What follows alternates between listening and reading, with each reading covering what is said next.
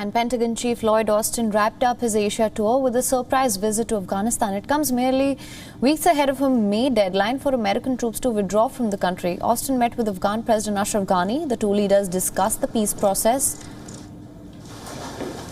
and concerns over rising violence. After the talks, Austin addressed the media.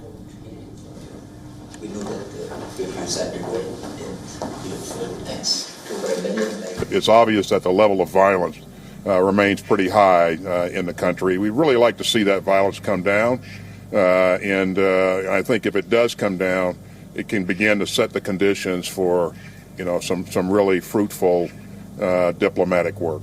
In terms of an end date or setting a specific date for withdrawal, that's the domain of my boss. That's the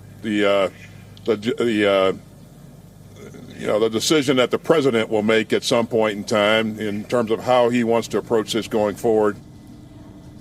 Joe Biden is currently reviewing the peace deal his predecessor signed with the Taliban. The deal calls for a complete American withdrawal by May 1st, a target Biden recently called tough.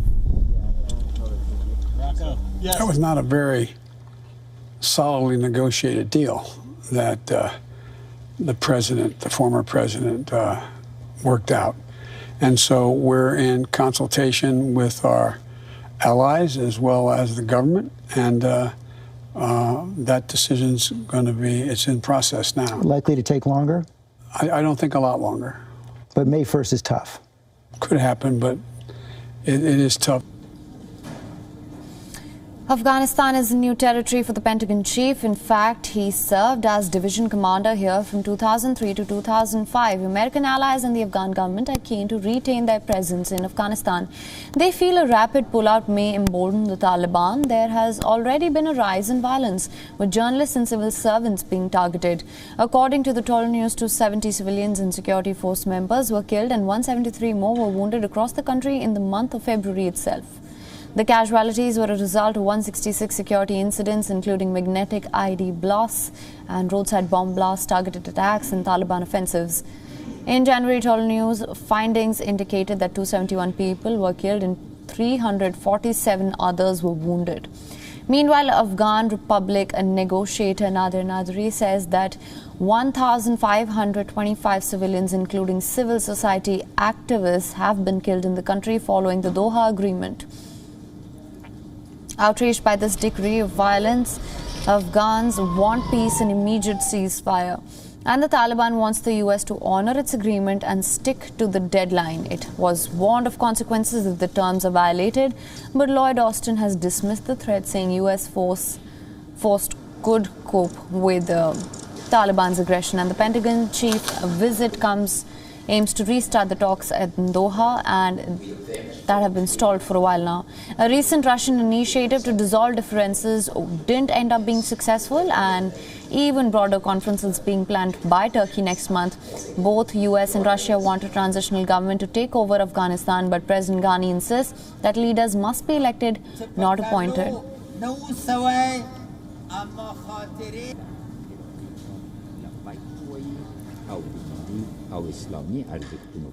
And for more on this, we were earlier joined by our principal diplomatic correspondent, Siddhant Sibal. Let's just listen into his inputs on this. The U.S. Defense Secretary Austin's visit to Kabul is a significant one. Of course, it is a surprising one, but the fact that he has come from India to Afghanistan is a major development at a time when the Americans are keen on Indian engagement on the Afghan peace process. We know that the US has proposed a 6-country talks under the UN umbrella on Afghanistan, and for that India has been talked about. India's name has been talked about. We do not finally know that has the invitation been extended or not, but there are conversations going on here in New Delhi and Washington both. Largely, India has played a very constructive role in Afghanistan. India has been providing infrastructure development in Afghanistan when it comes to the Afghan parliament, the India-Afghanistan Friendship Dam, the Shahtut Dam, and we know that when it comes to capacity building as well, New Delhi has played a key role. While the visit of the US Defense Secretary was all about whether the Americans will leave the country or not, because there is a deadline which is going on, that is May 1st, but there hasn't been any official confirmation on that.